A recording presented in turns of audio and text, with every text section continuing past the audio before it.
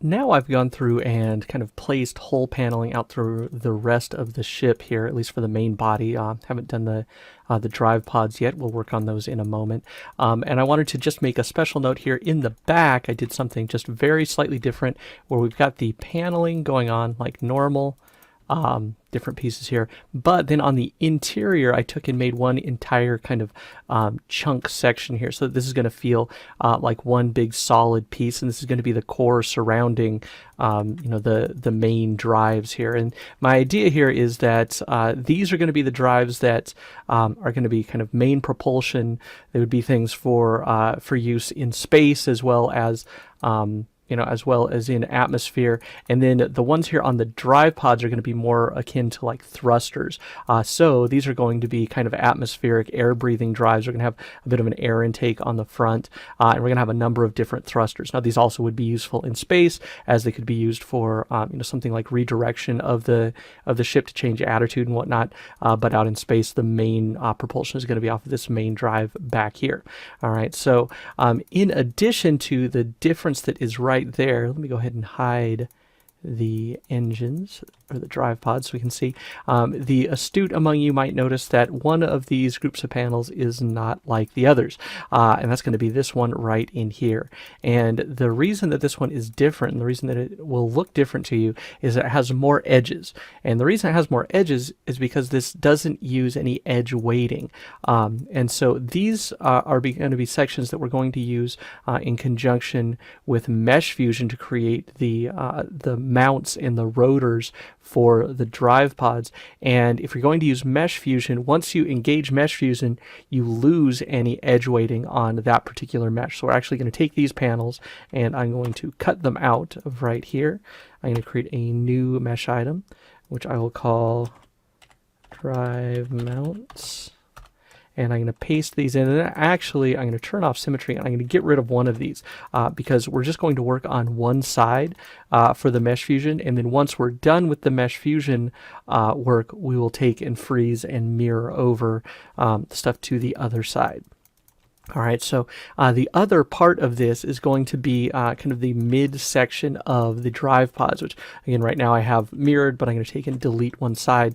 And this is essentially the same process that we've gone through with the body, except I took the drive pods here and I took a middle section out of here. This is going to be the section where the rotors mount, and I also wanted to have a bit of the ability for this to pivot. So what I did is I took a big cylinder, which I've left in here because we're going to end up using it for some very simple rigging that's actually kind of critical to the way that this is going to be assembled, so I left these in.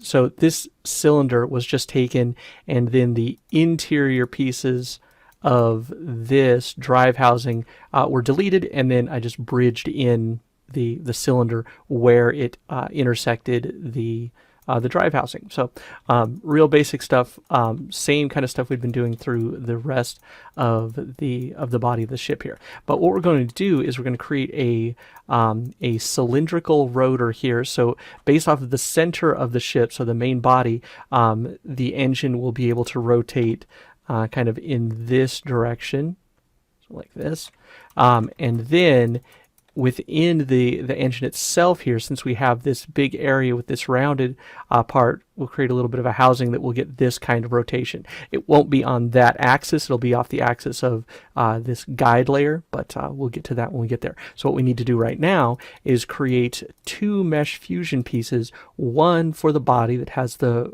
rotator in one direction, and the other one where it will mount to here with kind of the insert for the rotor that will go into the body of the ship. So let's go ahead and hide that. And we're going to go down to the drive mounts layer. I'm going to hide my panels because I don't need those at the moment. They're just going to be cluttering things up. And while we're at it, we can hide the canopy. Okay, so actually for just a moment here, I'm going to leave the pod sweep in here because I want to be able to have something to align my cylinder here to the initial cylinder. So we're going to create a new mesh item. And this one we'll call drive shaft. We won't end up using this one, but it's just in here so that we have it for reference, and we'll end up creating a MeshFusion item with this and the drive mount. So I'm going to start here just by getting a cylinder and dragging this out. And I'm going to make it so that it intersects with the with this mount here. Now you see that I've got the whole plating thickened here, so I want this to be kind of like a beefier, thicker area that this attaches to, so that we get the feeling like it's you know, it's got plenty of strength to be able to actually hold up an engine of this size. So I want to make sure that this is a nice even circle, and I also want to make sure that it's centered up fairly well in this mount area, and I want to make sure that it fits inside of this kind of drive area here and is mostly centered on it. So let's zoom in just a little bit here, and I'm going to switch up to my top view. You can see these edges running horizontally. Those are going to be the edges that are the inside part of that that cutaway with that cylinder. So I just want to center these up fairly well on there. So if I go for this middle edge, that's right down the middle of that housing that will hook onto the drive pod. There we go, something like that ought to work. So as long as we're pretty close, we should be fine here. And I want to make sure that I also have on a top cap, I want to have a quad grid. I can actually leave the bottom cap off, but I'm going to put it in just so that I have it. It's overlapping the rest of the ship, so we won't see it, but I want to make sure that we have it there. Okay, so now that we have that in place, I can go ahead and hide the part that hooks up to the drive itself. And now we're actually ready to start doing some MeshFusion work here. So let's take this part here. I've got to make sure that it's subdivided. Shift Tab for Catmull Clark subdivisions. I'm going to bevel off this corner here to make it nice and sharp. Give it a round level of 1. That way I retain the edge in the middle, and I get a nice kind of crisp corner there. All right, that'll work. And let's see. So what I'm going to do, my plan for this is to take and have basically just, for the most part, a normal cylinder. I'm going to add just a little bit of taper to it, so I'm going to pull out the outer edges just a little bit, which here I'll do right now. So let's use the scale tool, and scale tool, and I'm going to use a linear fall off. And I'm going to make sure that linear fall off is going in the X, and that its fall off mode is linear. So now you can see it's going to get wider towards the back. And now I'm just going to pull this out just a little bit to scale it. And now we get a little bit of a taper. Now the one problem that we're getting here is we're getting kind of some rounded parts coming out. So what I've got to do also is take, and we can we can leave that on. Let's just pull this back a little bit.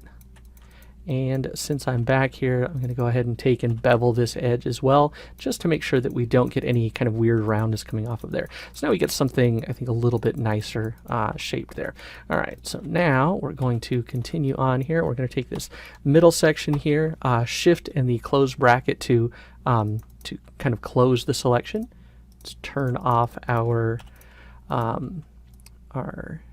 fall off there, and then we're just going to bevel in a little ways.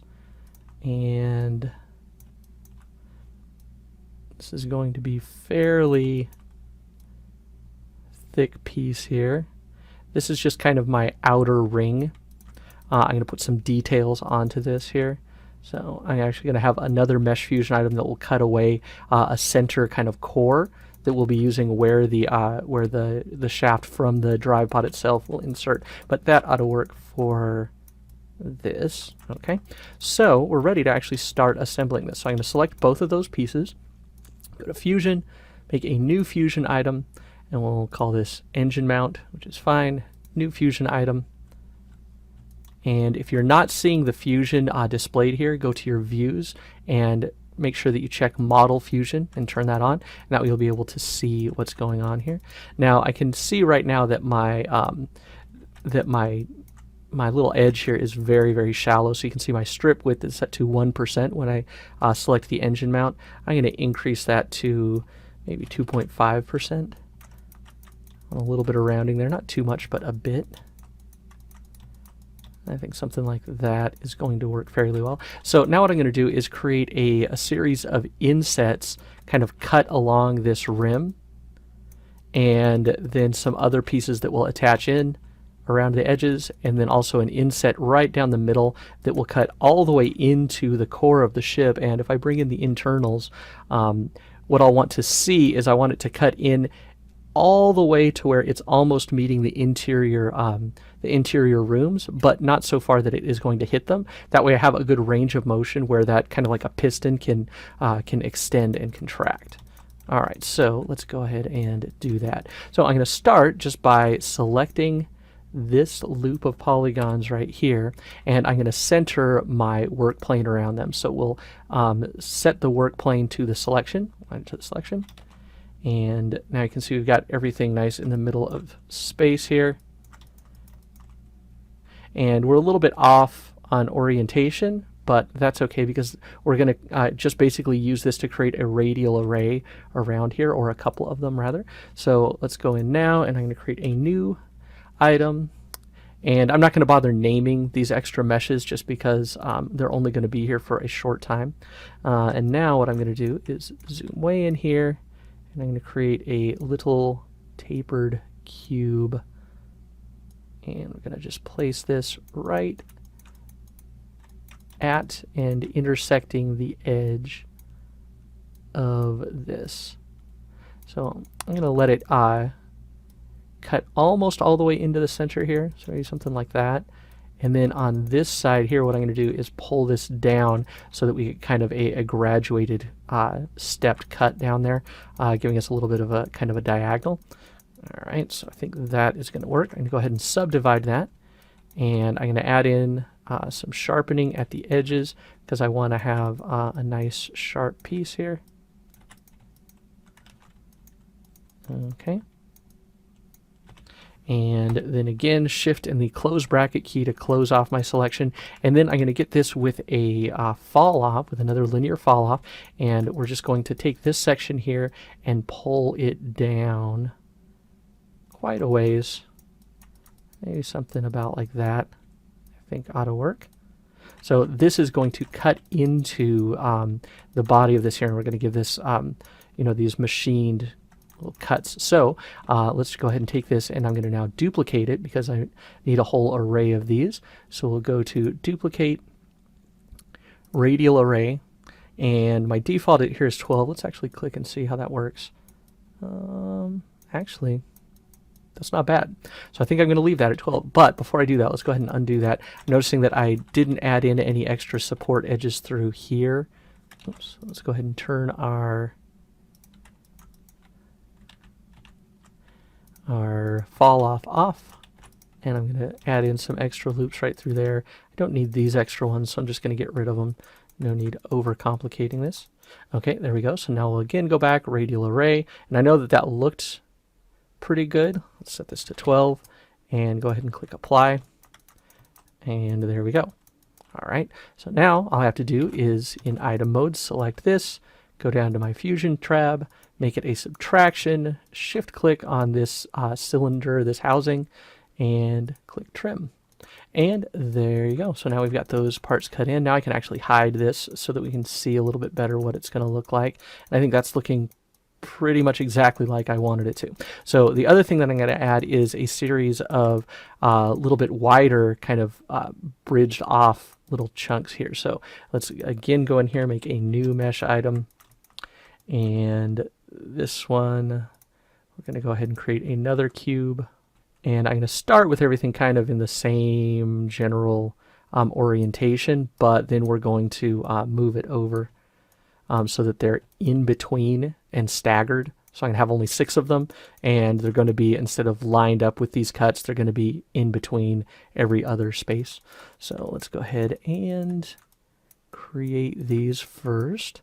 And I got to make sure that these sink far enough down into the housing that that they won't pop out when they come down here to this section where this scoops down. So let's actually pull this down fairly far. And I'm going to give myself a few more subdivisions.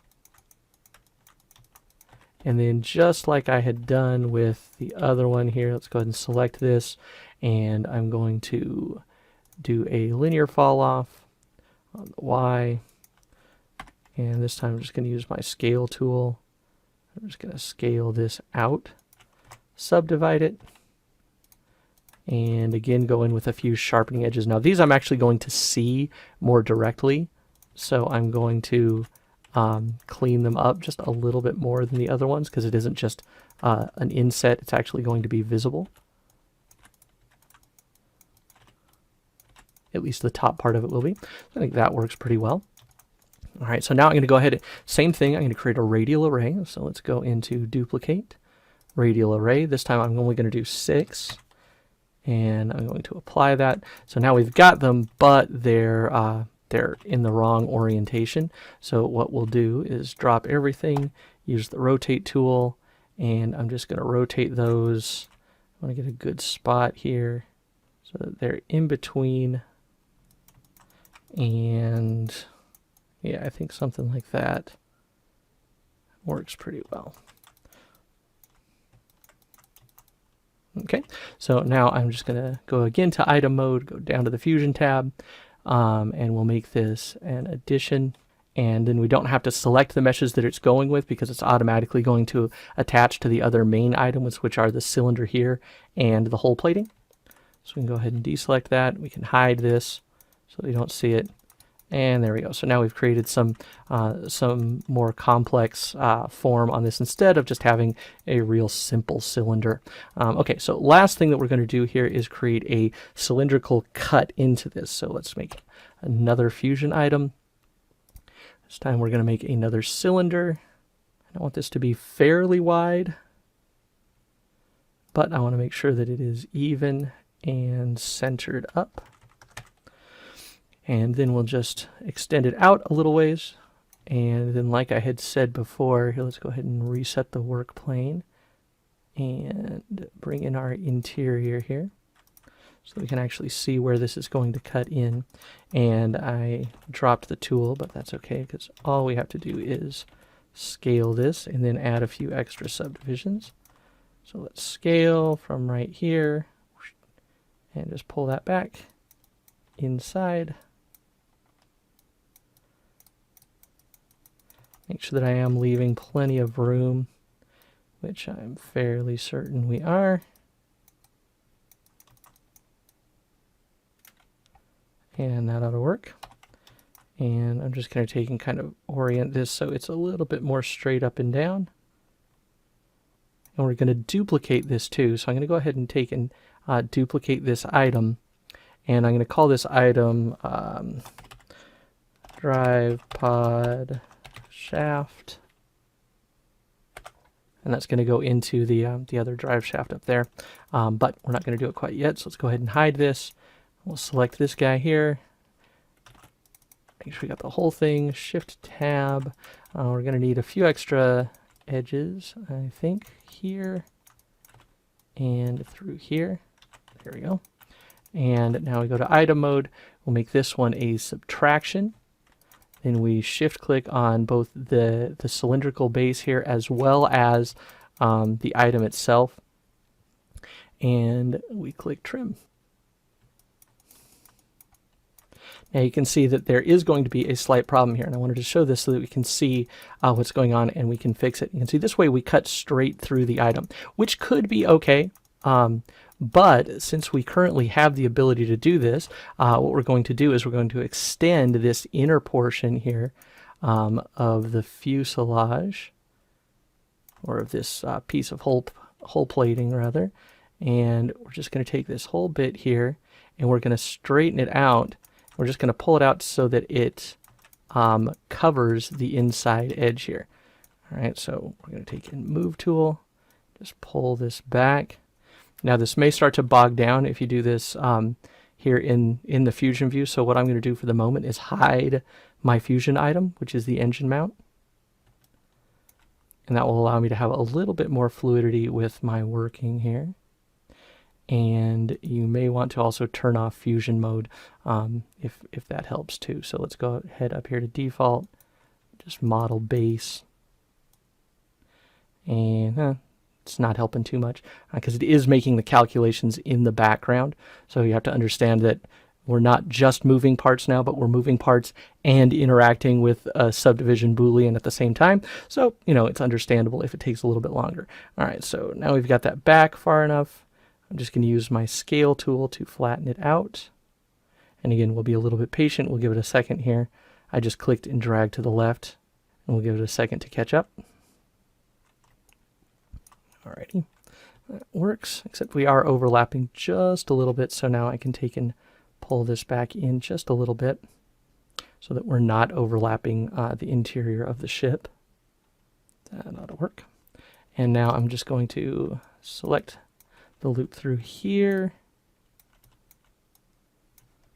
Alt-C to add a couple of loop slices. And this is really just to kind of solidify the shape here. And once we have now this kind of bulge created inside of the ship, it's going to allow us to have a cut on that fusion item that will go all the way back into the inside of the ship. So let's do the same thing along the top here. And once that catches up, there we go. So now we can drop the tool. And now we're pretty much done with the complex editing of the Boolean. Let's go ahead and go back to our model fusion, turn on our fusion item. I'm going to hide all of the associated fusion pieces so we can actually see what's going on. And there we go. So now we have that nice engine housing.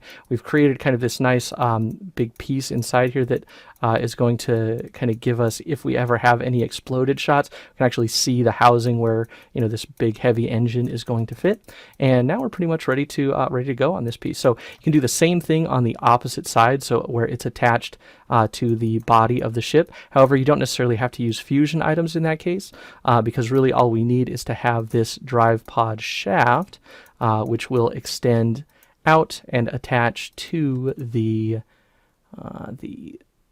drive pod sweep, which I can take here and just put in place so we can see what's going on. So let's start just by having it all the way flush inside there.